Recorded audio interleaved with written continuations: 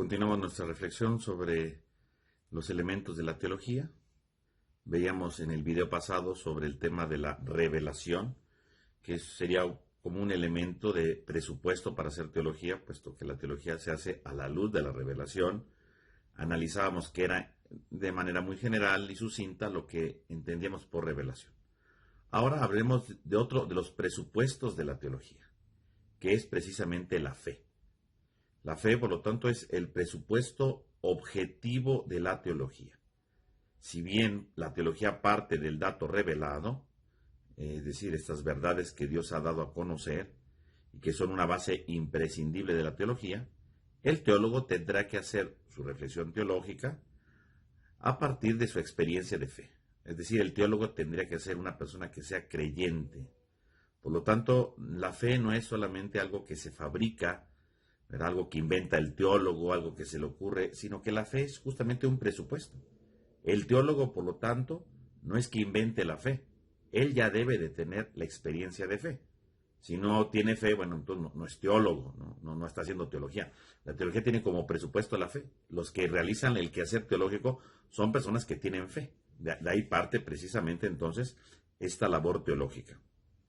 La teología, por lo tanto, le corresponde creer y pensar justamente estas verdades que Dios ha dado a conocer. Entonces podríamos decir que la teología no es directamente, ¿verdad?, una luz divina infusa. No es que el teólogo, ¿verdad?, recibe de la nada una verdad, ¿no?, y dice, Dios dijo esto. No, porque entonces no sería teología eso sería una actividad carismática, ¿no?, en la que Dios interviene, ilumina, el Espíritu mueve, yo qué sé. Pero no sería teología. O sea, el teólogo no es alguien que recibe una inspiración divina de la nada. No, eso no. No recibe una verdad infusa. Eso no es el teólogo. Ni la teología es una actividad de la mera razón. Será necesaria la razón, como lo veremos después, pero no es una actividad meramente de la razón. Si solamente es un acto racionalista, entonces sería más bien una filosofía, pero no sería teología, ¿no? Sería una filosofía de la religión católica o algo por el estilo, ¿no? Entonces, la teología es una labor que brota precisamente de la experiencia de la fe. Por lo tanto, la fe es necesaria cuando queremos hacer teología. Entonces, no es ni una actividad carismática que Dios va colocando, ¿verdad?, iluminando repentinamente, ni es una actividad meramente racionalista. Es una actividad que brota de la experiencia de la fe. Así entonces, la fe es justamente la respuesta del hombre a Dios que ha revelado y que va llamando precisamente al hombre, ¿no? Por lo tanto, lo que decíamos la vez pasada, por medio de la revelación Dios se comunica y entonces el hombre recibe ese mensaje y el hombre puede creer, aceptar ese mensaje, y de ahí parte precisamente la experiencia del hombre y por lo tanto del quehacer teológico. Entonces, si alguien dijera, yo quiero hacer teología, pero yo no tengo fe, ¿verdad? No creo en Dios, por ejemplo, no creo, bueno, pues no, va a ser una reflexión filosófica, no va a ser una reflexión desde la filosofía de la religión, pero no va a ser propiamente teología, ¿no? Yo puedo leer la Biblia desde el punto de vista literario, ¿no?, y hacer un análisis literario, está bien, pero no estoy haciendo una reflexión teológica. Yo, si voy a hacer teología desde las Sagradas Escrituras, es porque creo en Dios, ¿verdad?, y porque creo que esto que estoy leyendo en las Sagradas Escrituras es algo que Dios ha revelado. De ahí brota el quehacer teológico, ¿no? Y entonces hago teología. Entonces, sí, se puede estudiar las verdades de fe, se puede estudiar las Sagradas Escrituras sin tener fe, pero ya no sería teología, ¿no? Sería de otro índole, ¿no? Sería en otro campo de la literatura, de lo filosófico, pero no es teología. Entonces, un presupuesto fundamental para hacer teología es la fe. Ahora, ¿qué entendemos por la fe? La fe en general, ¿verdad?, podemos decir en las Sagradas Escrituras que es la fe, es la respuesta a la llamada de Jesús, ¿no? Es la respuesta, ¿no?, a la llamada de Jesús. Por tanto, ¿de dónde brota la fe? De la escucha. El hombre que tiene fe brota de la escucha, ¿no? La fe es la escucha de la palabra y aceptar esa palabra que se me da. Entonces, Jesús que llama, escucho la llamada de Jesús, y entonces el teólogo es aquel que ha escuchado esa llamada, ha escuchado esa palabra y quiere, ¿verdad?, aceptarla, ¿no? Y entonces pone por un lado su acto interior de confianza en esa palabra, la reflexiona y se esfuerza por vivirla, ¿no? Ahí brota la fe. Incluso, hablando de las Sagradas Escrituras, un tema importante cuando hablamos de la escucha de la palabra, que de ahí brota la fe la podemos ver desde el Evangelio de Juan, ¿no? San Juan en el Evangelio dice que la fe es el impulso interior que me lleva a reconocer el carácter divino de Jesús, ¿no? Aceptar que Jesús es el Hijo de Dios, ¿no? Entonces, esta sería como una característica especial. Entonces, el creyente que va a hacer teología partiendo del misterio de Cristo, que esa es la teología cristiana, entonces implica que yo reconozco que Jesús es el Hijo de Dios. Y partiendo de esa verdad fundamental, aceptando esa verdad fundamental, yo voy haciendo todo una labor teológica. Ahora bien, cuando hablamos del acto de la fe en la vida del hombre, podemos ver varias características, ¿no? El acto de la fe, en primer lugar, implica un acto de asentimiento. Es decir, que acepta las verdades y los misterios que no son ciertamente evidentes para la razón. Es decir, los puede entender, sí, pero de entrada no son evidentes para la razón, sino que son precisamente elementos que brotan de la experiencia de Dios y de su palabra y que van precisamente a iluminar la vida del hombre a partir de esa experiencia, ¿no? No solamente es decir, sí creo en Dios y ya, como si fuera una especie de fideísmo, ¿no? O sí creo porque siento bonito, ¿no? No, la fe no es un sentimentalismo ni una mera credulidad fideísta, no. La experiencia de la fe implica un acto de asentimiento. Estoy de acuerdo con ello, ¿no? Estoy de acuerdo con esto, no porque lo siento, no porque me contaron, sino porque estoy de acuerdo con ello, porque reconozco que ahí está la palabra de Dios, ¿no? En segundo lugar, tenemos que el acto de fe es libre e incondicional, es decir, el hombre cree porque desea creer, no porque lo obliguen. No es que el hombre venga obligado a que él deba tener fe, ¿no? La fe tiene que ser un acto libre, ¿no? Yo estoy de acuerdo en creer, ¿no? Yo estoy de acuerdo en aceptar esto, ¿no? Por lo tanto, es una opción de la voluntad, en la que el hombre se inclina a Dios. Así entonces el acto de fe se sitúa justamente en el horizonte de la libertad. Y por lo tanto, nadie le puede poner condiciones para creer. Él está aceptándolo de manera libre. En tercer lugar, podemos decir que el acto de fe es razonable. Es decir, no porque yo tengo fe en Dios, porque creo en Dios, significa que se opone a la razón. Al contrario, el acto de fe implica la razón. Decíamos, de entrada, no es que yo lo entienda de golpe, porque es una cosa que Dios ha revelado, pero cuando yo lo voy reflexionando, lo voy entendiendo. Por lo tanto, no se opone a la razón. Al contrario, ¿verdad? El hombre se da cuenta de lo que Dios le va dando a entender y en ese sentido el hombre va reflexionando, lo puede ir reflexionando, lo va penetrando, lo va profundizando y entonces, por supuesto, lo va creyendo, ¿no? Así entonces la credibilidad de la fe significa que está apoyada en la razón, ¿no? Es algo importante, ¿no? Es algo necesario, ¿no? De irlo entendiendo. De hecho, si estudiamos teología, es justamente para ir entendiendo, ¿verdad? Hacer nuestra reflexión y entender lo que Dios ha comunicado, ¿no? Esa es la verdad de la teología, irlo entendiendo, ¿no? Hasta donde tengamos ciertos límites en nuestra razón, claro, pero lo vamos comprendiendo y nos vamos acercando al misterio, ¿no? En cuarto lugar, podemos ver que el acto de fe es un don sobrenatural, por supuesto. Por un lado, sí, el hombre lo acepta libremente, pero es un don que Dios ha dado y que el hombre lo ha aceptado. Por eso decimos que es sobrenatural, ¿no? Es algo que se va dando, ¿no? Que se va encontrando en el hombre, pero gracias a que Dios lo dona, lo entrega.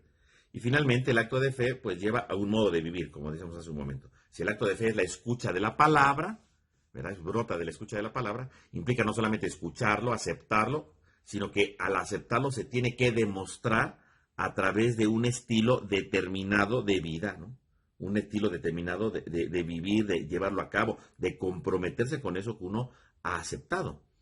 Porque la fe, el acto de fe no solamente decir creo en Dios, sino a qué me compromete que yo creo en Dios, ¿no? Demostrarlo auténticamente. Entonces conlleva precisamente un compromiso, ¿no? De vivir este proyecto que Dios va dando a conocer justamente a la luz de su palabra, a la luz de lo que va dando a realizar. Por lo tanto, podemos decir que uno de los presupuestos de la fe es justamente la fe. No podemos hacer reflexión teológica si no tenemos fe. Ahora, algo muy importante que podemos aquí complementar esto de la fe que estamos analizando, es justamente que la religión cristiana, la fe cristiana, implica ciertas verdades que sustentan justamente nuestra experiencia de fe. Y podemos decir que entonces entrarían aquí lo que llamaríamos los dogmas.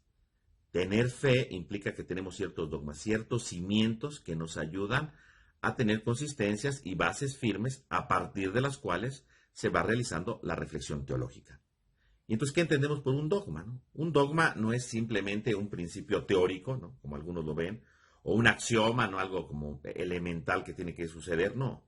Sino un dogma es precisamente una declaración de una realidad sobrenatural, que brota, claro, dentro de la reflexión de la iglesia y que llega a decir, así es, ¿no? Por ejemplo, el primer dogma oficial de la iglesia, pues es la divinidad de Cristo. La iglesia cae en la cuenta, después de una serie de reflexiones, que Jesucristo es el Hijo de Dios y que es verdadero Dios, ¿no? Ese es el primer dogma.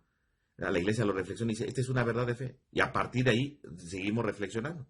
Ya nadie va a reflexionar si sí de verdad Jesús fue Dios o no fue Dios, no, sino partimos de esa verdad. Es uno de los elementos primordiales. Si yo empiezo a decir que Jesús no es Dios, bueno, entonces estoy haciendo como una especie de reflexión paralela. ¿Qué pasaría si Jesús no fuera Dios? Pero no, yo voy a empezar a reflexionar a partir de la experiencia de que Jesús es Dios, de la divinidad del Hijo, ¿no? Y entonces ahí comienza. Ahora, ¿qué entendemos por dogma? La palabra dogma, decimos entonces, es un enunciado, ¿verdad? Declarado por la iglesia, ¿no? Sobre una realidad sobrenatural, ¿no? Que, por supuesto, se sustenta en lo que Dios ha revelado, ¿no? No es que al hombre se le ocurrió, sino de la reflexión de la Escritura, del dato revelado, sale esa realidad. Ahora, la palabra dogma, si lo viéramos de manera general, ¿qué era la palabra dogma? En ambientes que no eran cristianos, ¿no? La palabra dogma en griego, pues era un acuerdo, un decreto, un edicto, ¿no? Era manera de decir algo que es correcto, ¿no? Así se tiene que hacer, ¿no? O a partir de ahora así se tiene que vivir, ¿no? En el ámbito de la filosofía, a veces algunos filósofos usan la palabra dogma para referirse como a una doctrina, nada más, ¿no? O a una disposición, o a un postulado, ¿no? Que ya está ahí puesto y que entonces a veces podría no hacer la reflexión profunda, ¿no? Que se requiere, ¿no? Entonces, un dogma, entonces, se ha entendido de diferentes maneras, pero desde el cristianismo es justamente esta verdad sobrenatural sobre la que se cimienta la vida de la iglesia y la experiencia de la vida teológica, ¿no? De la reflexión teológica. Podemos decir que entonces un dogma es una columna y un fundamento de la verdad. No verdades particulares, ¿verdad? Sino verdades que se recogen a partir de la verdad que Dios ha revelado y que ayuda precisamente a la reflexión de la vida teológica dentro de la iglesia, ¿no? Ahí es donde va teniéndose todo lo necesario, ¿no? Y es un requisito, en cierto sentido, cuando hacemos teología, es un requisito necesario para el conocimiento intelectual de la reflexión teológica e incluso de la conducta moral, porque entonces lo que nosotros creemos nos compromete, ¿no? A vivir de cierta manera. Ahora, el teólogo reflexiona a partir de estos dogmas e incluso reflexionará sobre los dogmas, pero no alterando su sentido original, sino que debe reconocer el teólogo que sí, que el dogma es una verdad auténtica, que es parte del dato revelado, y reflexiona a partir de ella. Y que puede reflexionar sobre el mismo dogma, pero decíamos sin cambiar ello, ¿no? O sea, puede haber un desarrollo dogmático, como diría el Vaticano II, ¿no?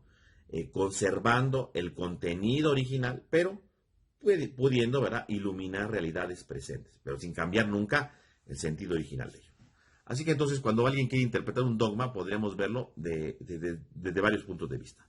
Por un lado, cuando uno interpreta el dogma, en primer lugar se tiene que ver en la integración con todos los dogmas. No es que un dogma se contraponga a otro, al contrario, los dogmas son la totalidad de la doctrina de la iglesia en general, las bases, las columnas, decíamos, y entre ellos se relacionan, ¿no? O sea, no puedo hablar de un dogma y decir, se opone a otro dogma, no. Los dogmas siempre se complementan mutuamente, ¿no? Porque parten de una base común, ¿no? En segundo lugar, hay que integrar, ¿verdad?, el dogma, o cada dogma que tenemos, en el conjunto de los demás, ¿no? Porque siempre hay una relación, como decíamos, ¿no? Ahora bien, hay que eliminar, dentro de la interpretación de los dogmas, concepciones puramente simbólicas, ¿no? Es decir, si yo dijera, no es que este dogma es como un simbolismo de algo, no. Cuando uno interpreta un dogma no tiene que ver elementos simbólicos, ¿verdad? Porque entonces podríamos pensar que el dogma entonces no es una verdad, sino es algo pasajero de la experiencia religiosa, que se vio de una manera en un tiempo, pero que hoy la podemos entender de otra cosa. Entonces estaríamos negando totalmente lo que es el dogma. Entonces el dogma hay que evitar como concepciones puramente simbólicas, ¿no? Cuando queremos interpretar un dogma, bueno, tenemos que ver que no se tiene que limitar solamente al ámbito intelectual. Es decir, por supuesto, decíamos, la razón nos ayuda a profundizar, Pero también los dogmas repercuten en la vida espiritual, porque brotan de una experiencia de fe. Y entonces, si brotan de una experiencia de fe, significa que el dogma, ¿verdad?, no nada más es algo de la razón, sino también de la vida espiritual, puesto que es un esfuerzo espiritual que va guiado por el Espíritu Santo, podríamos decirlo, ¿no? Por lo tanto, no debemos delimitar el dogma solamente a enunciados racionales, sino también parte de la vida espiritual, ¿no? Porque motiva al hombre desde su realidad espiritual. Por lo tanto, podemos ver entonces de manera general, pues, que sí, cuando yo hago teología necesito hablar de tener el presupuesto de la fe. El creyente es el que hace teología, primero que nada. Y por supuesto, cuando uno parte de esta experiencia de fe, también vamos a encontrar que en esta experiencia, en ese presupuesto de la fe, existen los dogmas. Y estos dogmas son sustentos, columnas que nos ayudan a tener cierto camino para desarrollar. ¿Podemos interiorizar en estos y reflexionar en estos dogmas? Claro, sin cambiar el contenido, tal vez actualizándolo, pero dando los elementos fundamentales para irlos entendiendo. Entonces, con esto terminaríamos este video, donde tratamos de acercarnos un poco más a lo que es la labor teológica y sobre estos presupuestos de la teología, que como lo veíamos en el pasado, tenemos la revelación y ahora tenemos la experiencia de la fe, el acto de fe que es necesario para poder llevar a cabo la reflexión teológica.